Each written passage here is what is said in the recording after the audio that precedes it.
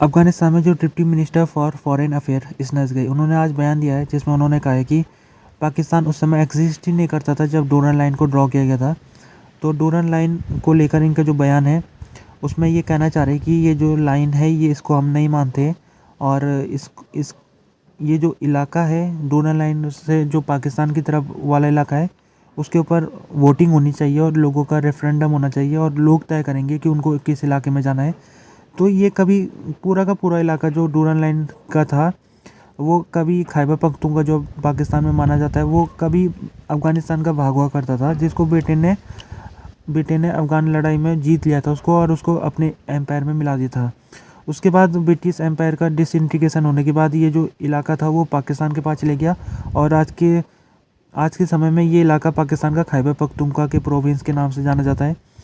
तो पाकिस्तान तो इसको इंटरनेशनली रिकॉग्नाइज लाइन कहता रहा है और उसने कहा है कि इलाका हमारा है, जबकि जो अफ़गान गवर्नमेंट है वो कहती आ रही है कि ये ज़बरदस्ती हमारे ऊपर ब्रिटेन ने इसको थोपा था और जब तक ये ब्रिटेन था यहाँ पर इस इलाके में तब तक तो इसका कुछ लीगल मतलब था, लेकिन जब ब्रिटेन चले गया था तो इस बॉर्डर का कोई लीगल महत्व भी नहीं रह गया। तो अफ़गानिस्तान की जो गवर्नमेंट है वो लंबे समय से, चाहे वो किसी की भी गवर्नमेंट रही होगी, वो चाहे वो तालिबान की गवर्नमेंट थी या तालिबान से पहले जो सरकार थी, वो जो डोरन लाइन है उसको नहीं मानती है।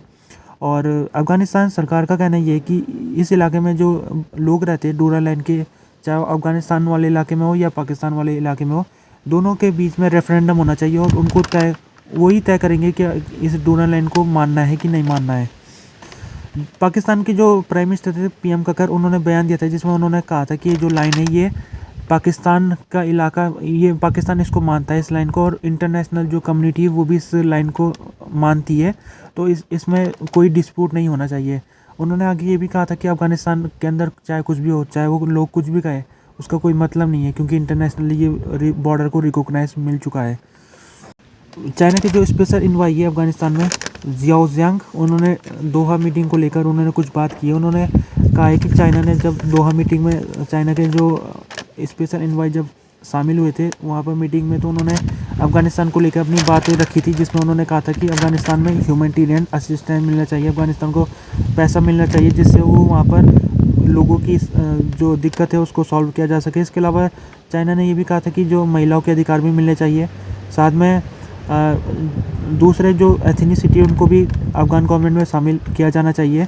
तो चाइना का कोशिश यहाँ पर अफ़गानिस्तान में ये है कि वो इंगेजमेंट करना चाहता है अफ़गानिस्तान में और अफ़गानिस्तान को एक स्टेबल देश के रूप में देखना चाहता है। तो इसी को लेकर जियाओ जियांग कह रहे हैं कि जो चाइना है वो तैयार है अफ़गानिस्तान सरकार जो है उसके साथ इंगेजमेंट करने को। और अभी चाइना का काफ़ी इंटरेस्ट भी है अफ़गानिस्तान में, क्योंकि जो एक कॉपर माइन है अफ़गानिस्तान में, दुनिया की दूसरी सबसे बड़ा वो रिज़र्व है उस इलाके में कॉपर का। तो चाइना उस जगह में इंटरेस्ट दिखा रहा है और वहाँ पर अपनी इन्वेस्टमेंट करना चाह रहा है ताकि वो कॉपर वहाँ से निकाल सके और अपने देश में भेज सके। इसके अलावा चाइना का खुद अपना सिक्योरिटी इंटरेस्ट भी है इस इलाके में, क्योंकि जो अफ़गानिस्तान अगर अनस्टेबल होगा तो फिर उसका असर जिंगजांग में भी पड़ेगा जो कि चाइना का एक प्रोविंस है। तो चाइना इस वजह से भी वो अफ़गानिस्तान को एक स्टेबल देश देखना चाहता है। चाइना की कोशिश ये रहेगी यहाँ पर कि वो अमेरिका को काउंटर करें और अमेरिका को काउंटर करना ज़रूरी है, तभी जाके जो अफ़गानिस्तान को लेकर एक जो उसके पड़ोसी देश है वो एक एग्रीमेंट बना सकते हैं। और इस एग्रीमेंट को बनाने के लिए ईरान ने भी कोशिश की है। ईरान, चाइना, पाकिस्तान, रसिया, ये 4 देश मिलकर इन्होंने अपना ग्रुप बना रखा है और रीजनल कॉन्टैक्ट ग्रुप इसको कह रहे हैं। तो ये 4 देश मिलकर अफ़गानिस्तान को लेकर वो अपने अपना वो सामने रख रहे बात कि कैसा अफ़गानिस्तान को चाहते बनाना। उनकी कोशिश ये कि जो अमेरिका उसको यहाँ इससे दूर रखा जाए। 24 फरवरी को खबर आई थी कि अफ़गानिस्तान का एक राज्य है गजनी, वहाँ पर 2 लोगों की फांसी चढ़ा दिया गया था उनको। और फांसी जब उनको हुई थी तो पब्लिक एक्सिक्यूशन हुआ था, लोगों के सामने उनको फांसी में चढ़ाया गया। तो ये खबर आने के बाद काफ़ी आलोचना हो रही है और एमनेस्टी इंटरनेशनल एक एनजीओ ग्रुप है और उनामा ये यूएन की बॉडी है, इन दोनों ने आलोचना की है और कहा था कि इस तरह से पब्लिक एक्सिक्यूशन नहीं होना चाहिए। तो इस समय खबर ये है कि जब से इस्लामिक एमिरेट ने टेक ओवर किया है, तालिबान गवर्नमेंट जब से आई है, तब से 4 ऐसे फांसी की घटनाएं हो चुकी है जिसमें पब्लिक एक्सिक्यूशन हुआ है। और अब्दुल रहीम रशीद, ये head of the publication and foreign relation department के हैं।